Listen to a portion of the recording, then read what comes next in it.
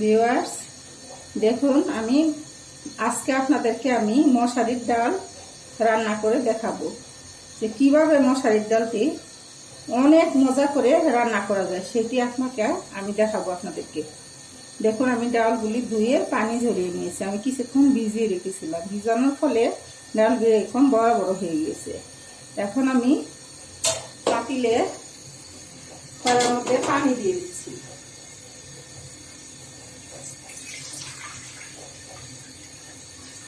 আমি পাতলা ডাল রান্না করে দেখাবো আপনাদেরকে কিভাবে রান্না করতে হয়।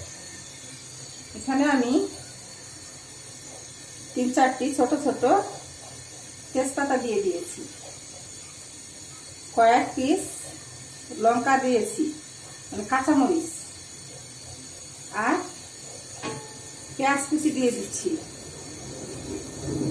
রসুন কুচি দিয়ে দিচ্ছি, আর একটু হলুদের গুঁড়ো, একটু ধনিয়ার গুঁড়ো দিয়ে দিচ্ছি, সামান্য অল্প একটু জিরার গুঁড়ো দিয়ে দিচ্ছি, আর লবণ দিয়ে দিচ্ছি। লাগলে আমি পরে দিব আরো লবণ। এখন আমি ডালগুলি দিয়ে দিচ্ছি এক এক করে।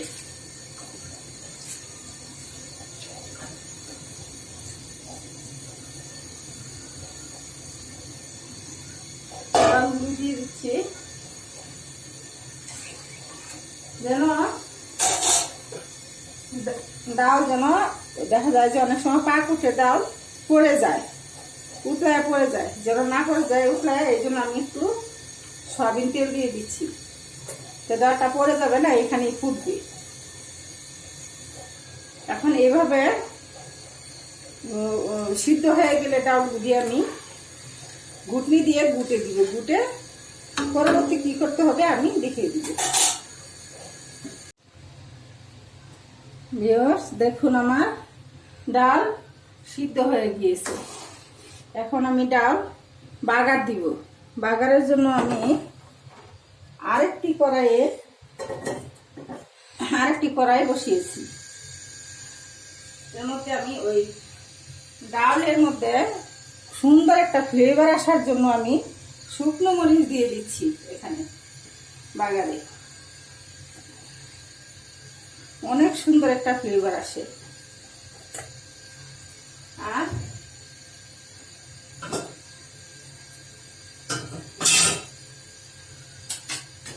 রসুন দিয়ে দিচ্ছি, আর পেঁয়াজ কুচি দিয়ে দিচ্ছি।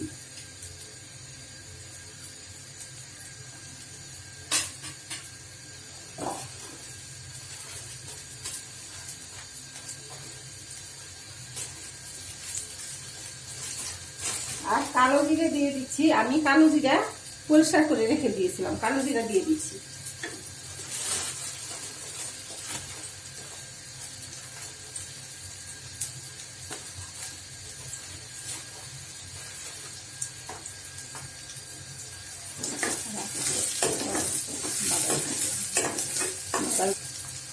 দেখুন, বাদামি কালার হওয়া পর্যন্ত আমি এভাবে ভাজতে থাকবো। ভিউয়ার্স দেখুন, আমি পেঁয়াজ আর রসুন আর মরিচ একসাথে বাদামি কালার করে ভেজে নিয়েছি। এখন আমি সেটি ডালের মধ্যে দিয়ে দিব।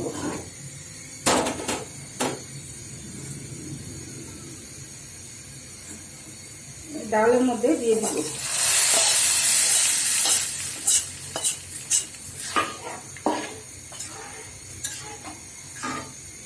দেখুন, হয়ে গেছে আমার মজাদার ডাল রান্না। এখন আমি পরিবেশন করে আপনাদেরকে দেখিয়ে দিব।